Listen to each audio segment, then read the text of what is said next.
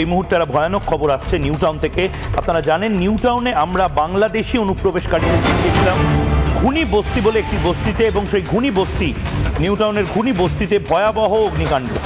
12টি engine এই মুহূর্তে পৌঁছে গেছে, গোটা বস্তি আগুনে পুড়ে ছারখার। ঘুনি বস্তিতে ছিল বাংলাদেশি কলোনি, এবার সেই বস্তিতেই আগুন। আপনারা দেখতে পাচ্ছেন, আমরা সেই ছবি দেখাচ্ছি আপনাদেরকে।